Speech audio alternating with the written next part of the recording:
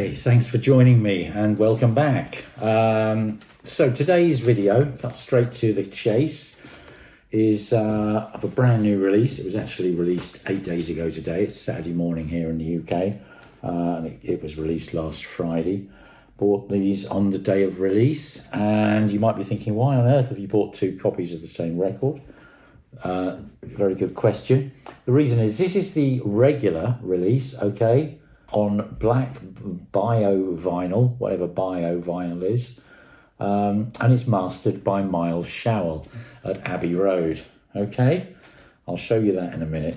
And then this one, this is a retail exclusive, which I think means bricks and mortar record shop exclusive. This is on marble stone coloured vinyl, bio vinyl again, I hasten to add. And this one's mastered by Lucey and Grundman. And you think, hang on a minute, two different records, well, the same brand new album, mastered by two different mastering engineers. And if I show you the back cover, both have Made in Germany logos on the back there, and I believe these are both pressed at Pallas GmbH. So we've kind of got, they're both bio vinyl, they're both pressed at Pallas. It's the same mix. It's the same, final mix from the, it's the same musical product, so to speak, but different mastering engineers and different colour vinyls. We ought to bear that in mind as well. But how much that difference has, I don't know. Now, I couldn't resist buying them both because it's something that's been fascinating me recently. And okay, Miles Showell up against Grundman. Any regular viewers will know that the same album on the same day of release, so to speak, but mastered by two different mastering engineers, is without any shadow of doubt going to pique my interest. So I couldn't resist buying both, and that's really what this video is about how different they are, okay? But I want to jump straight in with this. Now, I'm a bit of a fan of The Cure. I think I've got 4 of their older albums, very much like them back in the day. But the real reason for me buying this was the fact that there's these two different mastering engineers, and I was dead keen to have a listen. And regarding the music, when I first put the stylus down into the groove, it was like, blimey, it didn't sound good. It was like incredibly dense, incredibly compressed, and I thought, my goodness, is my stereo broken? But it wasn't broken. That's the nature of this music. And you might think, well, that sounds awful. I mean, it did sound awful in many, many respects. But after listening to these albums, both pressings of this album, maybe 2 or 3 times all the way through each, and listening to the streams, and on the first day release, there was only 2 tracks, Alone and Fragile Thing were the only 2 tracks that were available to stream. Now the whole album is available at $24.96, it has to be said. And I've listened to it a good couple of times all the way through streaming too. So I've listened to it a lot, far more than probably most new albums. And there's one reason for that, really, and it is because this album is absolutely phenomenal. As a musical piece of work, a sort of a emotional, artistic, creative statement, it is absolutely outstanding. Absolutely love it. And that's, that goes way beyond the sound quality, way beyond the sound quality. As far as an audiophile album goes, just don't even go there. This is, if you really can't stand distortion, compression, and sort of extremely dense things, just run the other way fast. But it's phenomenal. It's phenomenal. Anyway, just going to really quickly run through. I'll just give you a glimpse of the. So this is the Grundman one, and this is what you get in here. Okay, so the first thing is you get a poster, which is kind of cool. It's a very interesting cover image. At first I just thought it was in rock. Hang on, put it up the right way. But, you know, as you can see, it is a face. There's the lips and the eyes. You know, whether it's a death mask, a sleeping face, whatever, but it's quite beautiful, I think. So you get a poster with the Bernie Grundman one. And this is the lyric sheet, all the lyrics, which you will want to read because it's staggeringly wonderful poetry, and it's beautiful, beautiful, beautiful stuff. And then here's the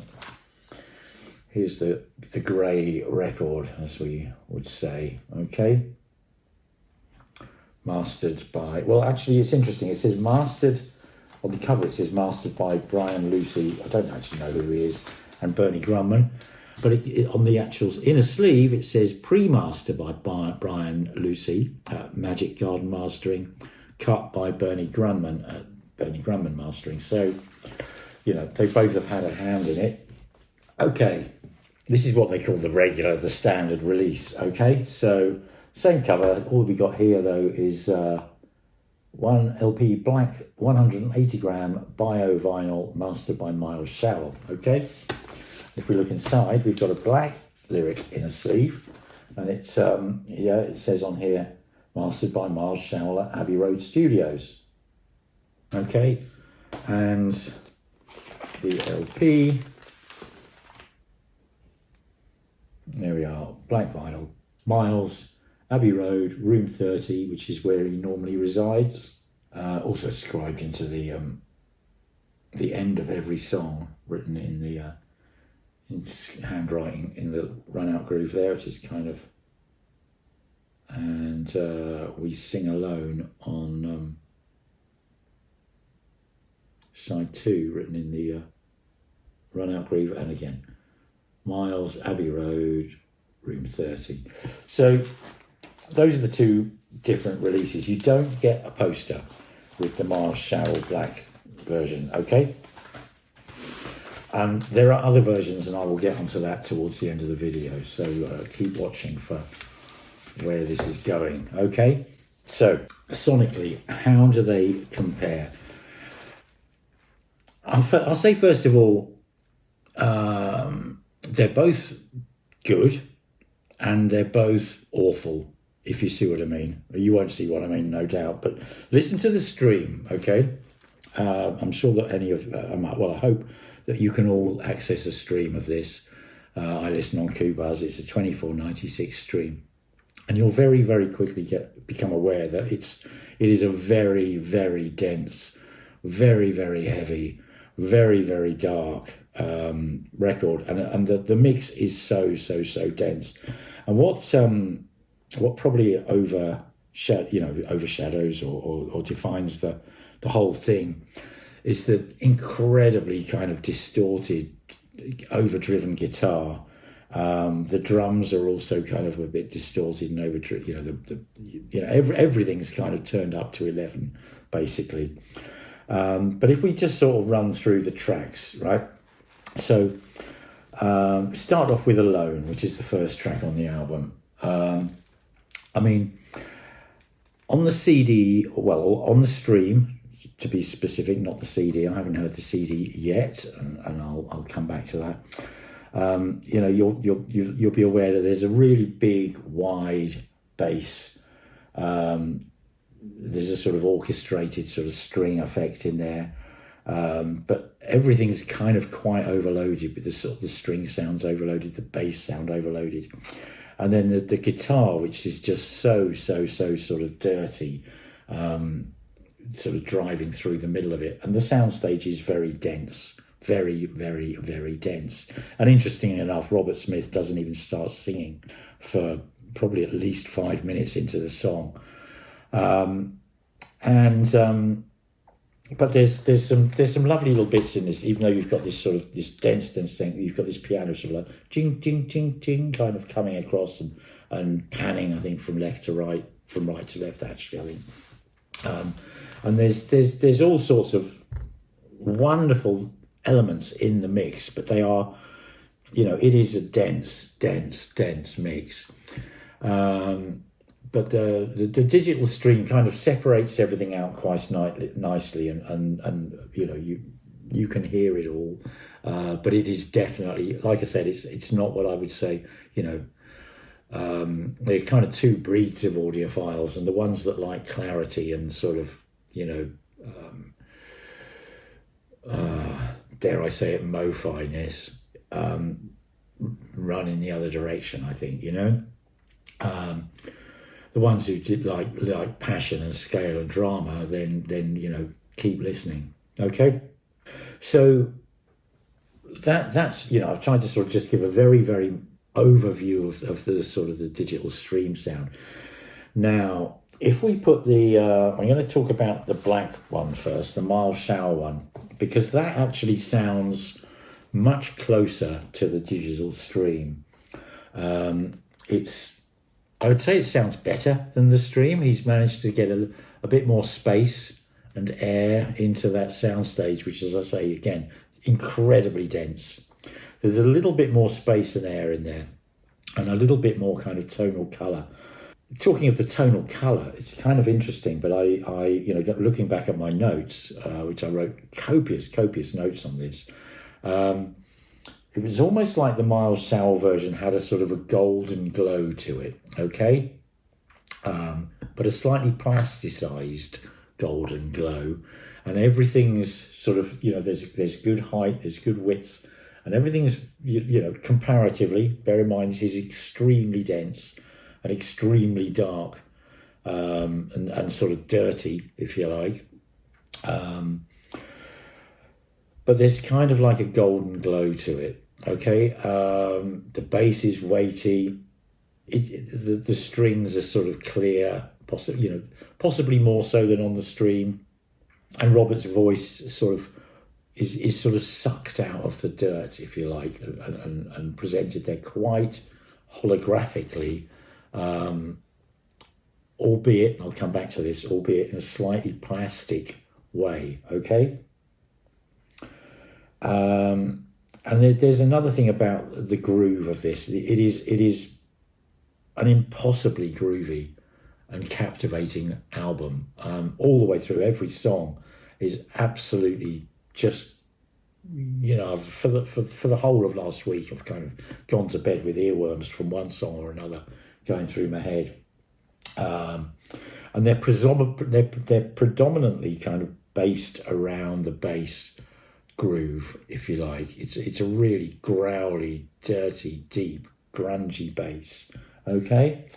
Now, having just talked about that a bit, I want to get onto the grey one, the Bernie Grundman one. The Bernie Grundman and Brian Lucey.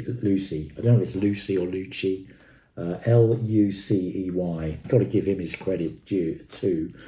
Now, when you put this one on, I'd say initially, if anything, it sounds a little bit dirtier.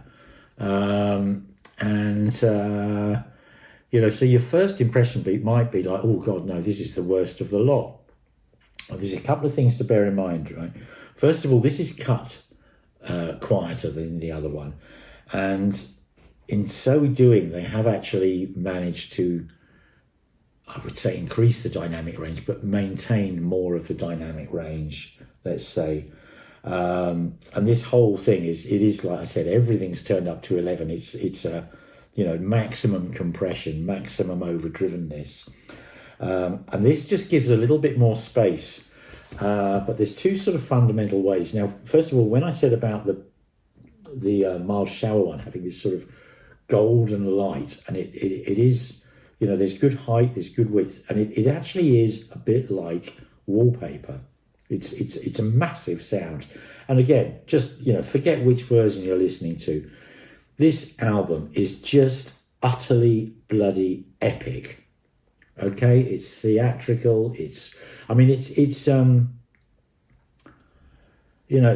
as prog as, again, regular listeners will know I love prog. And this is the proggiest the Cure have ever sounded in their lives. It is absolutely phenomenal. It's massive. It's powerful. It's epic.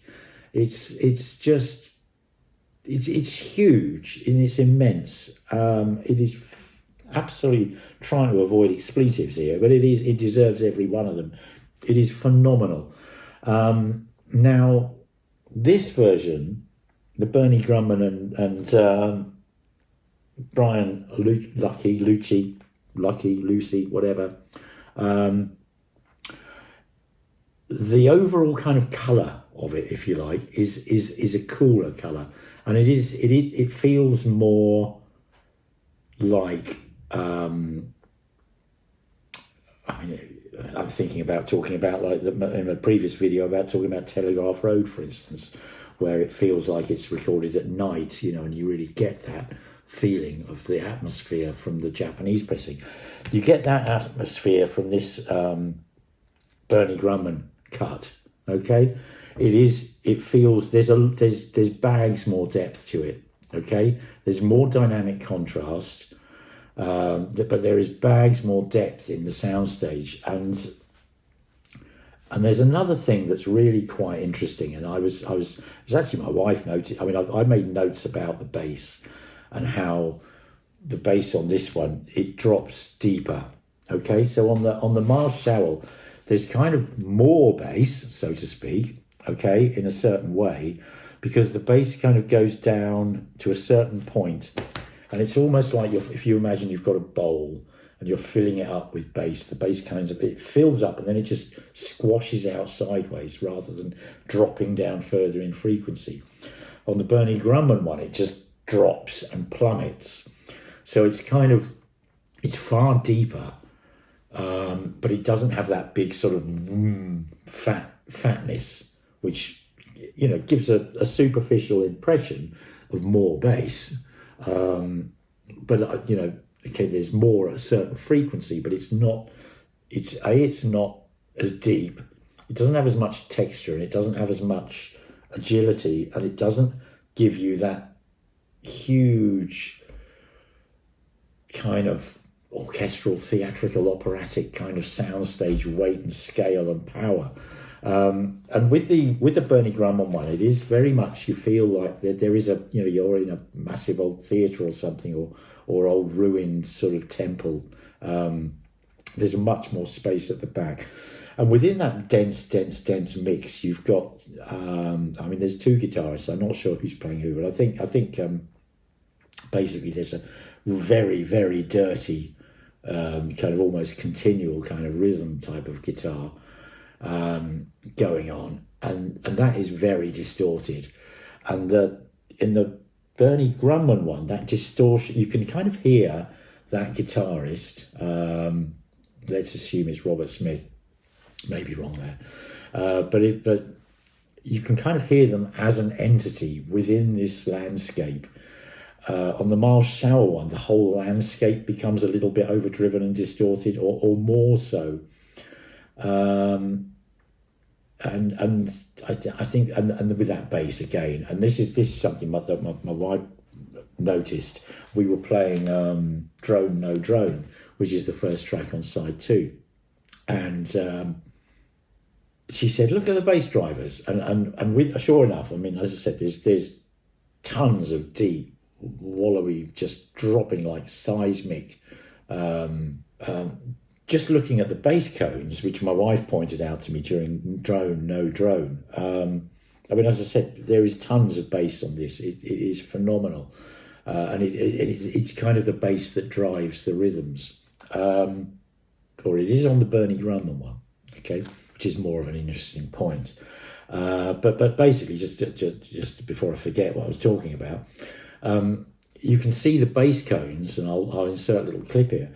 On this one, the bass cones are, there's, for the bass cone to visibly move, obviously the bass cones move, that's how they work. But for them to visibly move, for you to be able to see them, they've got to move at a very low frequency, because you just plain can't see even 50 hertz, okay?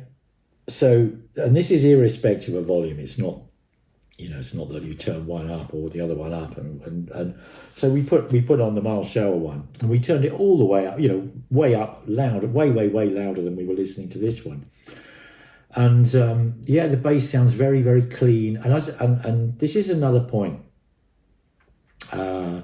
this one sounds, in a way, cleaner, okay? And I've written that so many times, cleaner in a way. But it's cleaner in a more plastic kind of, less emotive, less dramatic, less dynamic, less free, loose, a natural way, okay? What this one has is it just lets rip and just lets the emotion just pour out. And I think I'll kind of finish up talking about the sound of these two by talking about Robert's voice. Now, anyone, I'm sure, would recognise Robert Smith's voice, and you know, if I describe it as sort of frail, fragile, hollow, a bit ethereal, sort of aching, desperate, you know, those sorts of terms. If you think of Robert Smith's voice in that way. Now, the first thing is, this is like, I don't know, what is 15, 16 years since the last release? We're talking 40 years since, you know, the band sort of started, and, you know, the albums I've got, I mean, I've got Head on the Door, Pornography, can't remember all the ones I've got, but, you know, got 4 or 5 Cure albums, and you know, Robert Smith has got a very distinctive voice. Now, the Miles Showell one kind of sounds like Robert Smith, and I'd say the same about the Stream, but it sounds like Robert Smith in a sort of, and it is interesting because his voice is not mixed right, it's not in your face, okay? This is a massive, massive, massive, dramatic, emotional powerhouse of a record. So his voice is actually kind of recorded quite far back in the mix. It's not right at the back of the soundstage, but it's neither is it in your face.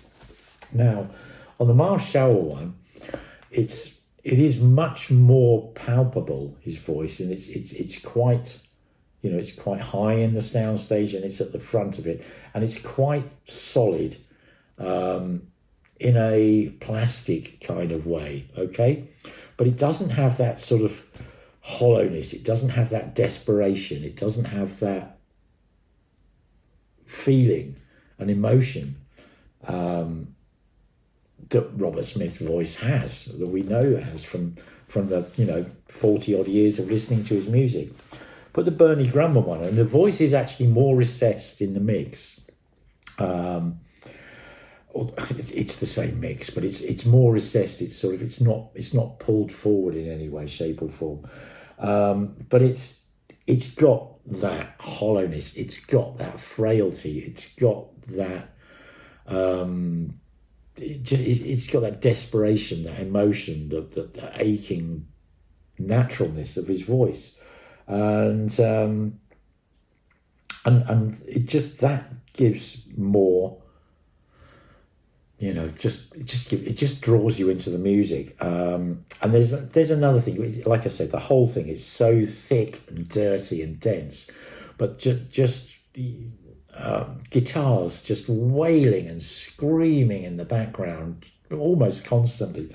You kind of get the feeling of on the Bernie Grundman one. You get the feeling of those guitars way back in the mix, but absolutely just.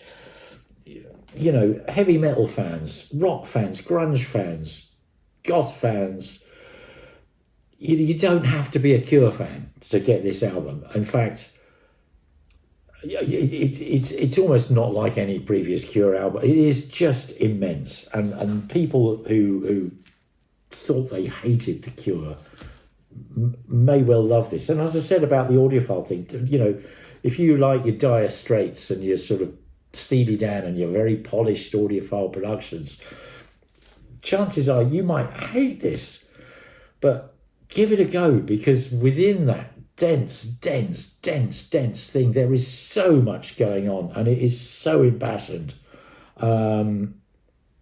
This is absolutely my favourite album of this last week.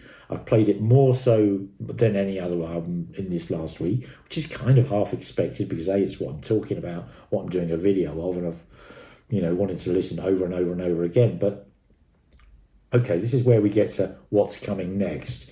So, for my choice between these two, I would personally choose the Bernie Grundman one, and I would choose that because I think it's more dynamic, it's more open, it's more spacious, and it's actually got more of the dirt and more of the grit and more of the emotion in it. Whereas this one's a little bit more kind of polished up, but it doesn't stop there. And and I've listened to the stream, obviously. So I subsequently discovered that there's another version. There's a double LP version. That is mastered by Miles Showell. Now, I don't actually know whether that's 233 RPM records, in which case we'll have 2 tracks per side rather than 4 tracks per side, or whether it's 45 RPM. Both of them stand to reason that they should sound better because you've got far more space for the groove, and there's a lot of bass energy on this. So maybe Miles has allowed more bass depth, and sort of, rather than sort of EQing out the extreme low bass, which gave you that big sort of wide, and removed the sort of the plummeting drop, the seismic sort of fathomless bass of this. There's every hope that we'll get that. But anyway, there's a 2 LP set of it. So I couldn't resist it because, like I said, if I was judging these 2 records on sound quality alone from an audiophile perspective, I wouldn't mark them very high at all. If I'm judging them from a musical perspective, they are absolutely 10 out of 10. There's no question. It is, musical and emotional content on this is just stunning. Absolutely stunning. It reminds me a bit of Peter Gabriel. It reminds me of Pink Floyd. It's just achingly beautiful within its disgustingly dirtiness, if you see what I mean. There's bits where you've got this sort of like this absolutely overpowering boom, boom, boom, boom, boom kind of bass, but then there's this like doodle doodle doodle doo kind of like piano, just almost inaudible in the mix, but it's just the way these melodies are mixed within this thing. It's stunning. So anyway, yeah, I've ordered the double 45 RPM album. I've also ordered the special edition CD, I think it is. It's a 3-disc set. So I'll have a 1644.1 hard copy on CD, which can often sound better than streaming. So we'll give that a go. Also within that set, there is an instrumental version, which will be, I'm not really that interested in it, but I'll have a listen. But then there's also a Blu-ray with a Dolby Atmos mix, which I don't have a Dolby Atmos system, so that's pretty useless for me. But that also has a 9624, I think, high definition digital. So I would assume the same as the stream, but again, playing it locally rather than streaming it should technically sound better. So basically I've spent $26.99 on these 2, plus about 60 or something, whatever quid on the ones to come. So it's had well over 100 quid out of me, this record, but it is, I don't regret it. I don't regret it for a moment. Also, there are also 2 cassettes, so I've also ordered 2 cassettes. I suspect one of them is the instrumental and the other one is the regular album on cassette. And I have got a cassette deck. It's in the cupboard. It's not set up, but hell, I'll get the cassette deck out too, because this is. At this moment in time, this is my favourite album, full stop. Simple as that. And I want to find out which version sounds the absolute best. So if I get those 3 new versions, the double LP, the